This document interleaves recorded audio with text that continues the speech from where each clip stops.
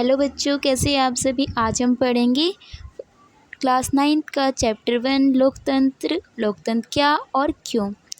सबसे पहले हम समझ रहे थे कि लोकतंत्र होता क्या है और ये लोकतंत्र भाई मतलब क्या है इसका, हमें तो पता नहीं है जिसके जैसे कि हाँ, तो इसकी ज़रूरत क्यों है। सबसे पहले हम ये समझ लेते हैं लोकतंत्र।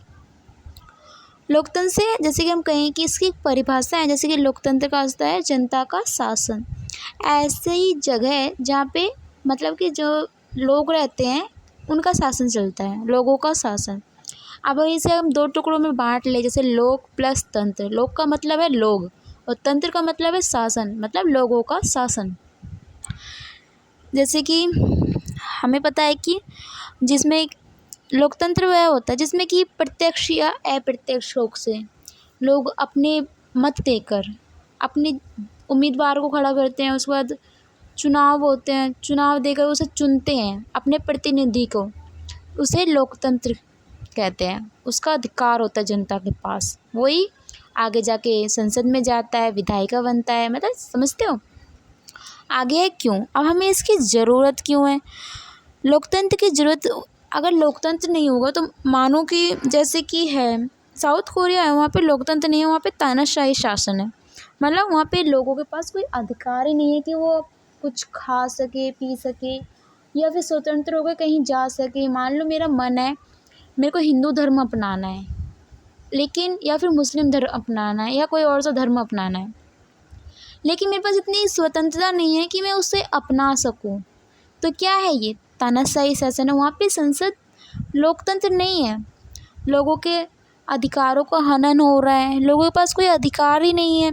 तो क्या है, उसको लोगों के पास आर्थिक, सामाजिक, न्यायिक सारी सुविधा उपलब्ध होनी चाहिए। धर्म की स्वतंत्रता होनी चाहिए, उसे हम कहते हैं लोकतंत्र की ज़रूरत। इसलिए हम कहते हैं कि लोकतंत्र हमें ज़रूरत है। किसी भी देश को, हमें पता है कि हमारा भारत देश है वो लोकतंत्र शासन प्रणाली से चलता है। उसमें लोकतंत्र है मतलब जनता का शासन है। यहाँ पे कोई ऐसा तो है नहीं कोई आ जाए या फिर हिटलर या कोई और तानाशाही वो यहाँ पे डोमिनेट करे, ऐसा नहीं है। सिर्फ जनता जो अपना प्रतिनिधि चुनेंगी उसी को वो शासन करेगा, वही वो भी जनता के कल्याणकारी राज्यों के लिए। अगर कोई नेता या कुछ और वो अपनी मर्जी चलाता है तो हमारे अगर हर 5 साल बाद चुनाव होते हैं, उसके माध्यम से हम उसको हटा सकते हैं। हमने देखा लोकतंत्र क्या है, उसकी परिभाषा क्या है, मैंने आप सबको बता दी। इसमें बता रखा है कि मैडम है, लिंग 2 मैडम है, मैडम का नाम है। और आगे है इसकी सरल परिभाषा, जैसे कि लोकतंत्र शासन का एक ऐसा रूप है जिसके शासकों का चुनाव लोग करते हैं। वही मैंने बताया कि लोगों के द्वारा चुने गए शासन। वरना अगर ये नहीं होगा तो क्या होगा, लोकतंत्र व्यक्ति को अपना शोषण अपने आप बन जाने का अधिकार देते हैं। ये सारे लोकतंत्र की वो है, ठीक है। अब इसकी विशेषता क्या है लोकतंत्र की, ये देख लेते फटाफट से। लोकतंत्र शासन का एक रूप है जिसमें जनता शासकों को चुनाव करती है। मतलब क्या होते हैं, जनता चुनती है अपने शासक को।